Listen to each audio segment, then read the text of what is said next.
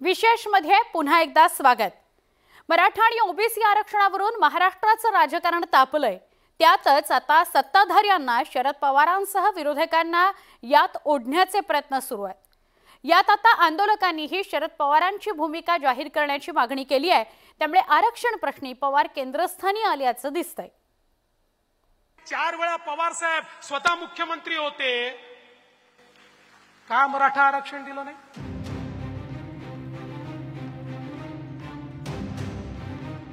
महाराष्ट्र में भाजपा सरकार आती है, मराठा रिजर्वेशन प्राप्त होता है और जब जब शरद पवार की सरकार आती है मराठा रिजर्वेशन गायब हो जाता है। सत्ताधाऱ्यांकडून मराठा ओबीसी आरक्षणाच्या मुद्द्यात शरद पवारांसह विरोधकांना ओढण्याचे सातत्याने प्रयत्न सुरू आहेत। कधी राज्यातले नेते तर कधी केंद्रातले मंत्रीही आरक्षण प्रश्नी शरद पवारांवर निशाणा साधतायत।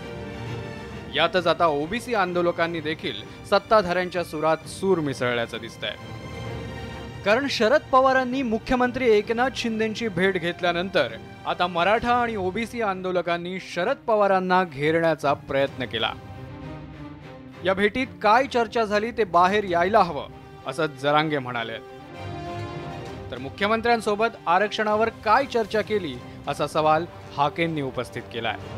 मुख्यमंत्री आणि शरद पवारांची भेट झाली, आरक्षणासंदर्भात पण चर्चा झाल्याची माहिती आहे। त्या भेटीचं कसं बोललं काय नाही, त्यांचं काय झालं काय सांगावं, कशासाठी झाली हेच माहीत नाही।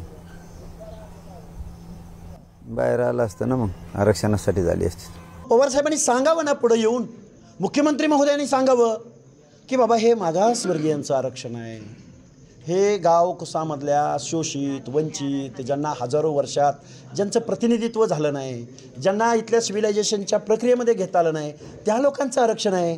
का सांगत नाहीत शरदचंद्रजी पवार? का मूग गिळून गप्प बसलेत? मिटिंगा केल्या मग काय पोहे खाऊन आले का मुख्यमंत्र्याकडे जाऊन? अरे आम्ही इथं भांडणं गावागावामध्ये लोकांच्या एकमेकाच्या गावगाडा विस्कळीत झालाय पूर्ण, आणि तरीसुद्धा बोलत नाही तुम्ही। दुसरीकडे ॲडव्होकेट प्रकाश आंबेडकरांनी शरद पवारांना आरक्षण प्रश्नात ओढण्याचा प्रयत्न केल्याचं दिसतंय। वंचित बहुजन आघाडीच्या वतीनं 25 जुलैपासून आरक्षण बचाव यात्रा काढण्यात येणार आहे। या यात्रेत शरद पवारांनी सहभागी व्हावं यासाठी प्रकाश आंबेडकरांनी त्यांना थेट पत्र लिहिलं। शरद पवारांनी ओबीसी एससी एसटी आरक्षण बचाव यात्रेत सहभागी व्हावं अशी मागणीच प्रकाश आंबेडकरांनी केली आहे। माझ्या सांगितल्याप्रमाणे म्हटलं तर आपण पत्र सगळ्यांना लिहिलीत, पण त्याचं उत्तरं कोणाची आली आहेत का? त्यांनी एवढंच सांगितलं की काल मला वाटतं शरद पवार त्यांना येऊन भेटून गेले, तेव्हा शरद पवारांनाच त्यांनी असणारं विचारलं की या प्रश्नावरची तुमची भूमिका आहे काही ती असणारं सांगा, किंवा डेट काहीतरी असणारं द्या, म्हणजे लवकरात लवकर बैठक त्या ठिकाणी बोलवण्यात येईल। आता मुख्यमंत्री आणि शरद पवारांचं काय ठरतंय त्याच्यावरती पुढची बैठक होईल असं मी त्या ठिकाणी मानतोय। एकीकडे सत्ताधारी आणि ओबीसी आंदोलकही पवारांच्या भूमिकेवर संशय उपस्थित करत असतानाच पवारांच्या राष्ट्रवादीनेही मात्र सत्ताधाऱ्यांसह आंदोलकांचे आरोप फेटाळून लावले आहेत। किंबहुना आरक्षण प्रश्नी शरद पवारांना टार्गेट केलं जात असल्याचा आरोप प्रदेशाध्यक्ष जयंत पाटलांनी केलाय। तलवारीला धार करण्याची भाषा कुणी बोलली, टोकाची विधानं कुणी केली,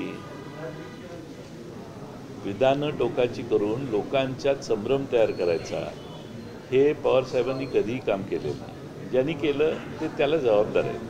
त्यामुळं पवार साहेबांना अडचण आली की पवार साहेब तुम्ही ज्या पद्धतीने पवार साहेबांना टार्गेट करताय, मागच्या निवडणुकीत भटकती आत्मा म्हणून पवार साहेबांचा उल्लेख केला, ती आत्मा भटकती आहे का महाराष्ट्राच्या हृदयात आहे हे महाराष्ट्रानं सिद्ध केले।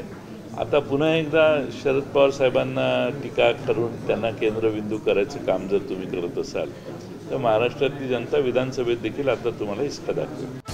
एकंदरीतच आरक्षणाच्या मुद्द्यावरून ऐन पावसाळ्यात महाराष्ट्रातलं वातावरण तापल्याचं दिसतंय। एकीकडे मराठ्यांच्या आरक्षणासाठी मनोज जरांगेंनी 5व्यांदा उपोषणाचं हत्यार उपसलंय, तर त्याच वेळी ओबीसी आंदोलक मात्र आरक्षण बचाव जन आक्रोश यात्रेतून जरांगेंच्या मागणीला विरोध करतायत। त्यातच सत्ताधाऱ्यांकडून विरोधकांना यात ओढण्याचे प्रयत्न सुरू झाल्यानं यावरून राजकारणही तापल्याचं दिसतंय. त्यामुळे आरक्षणाच्या प्रश्नात पुढे काय घडतं हे पाहणं महत्त्वाचं ठरेल. Bureau report, news 18 Lokmat.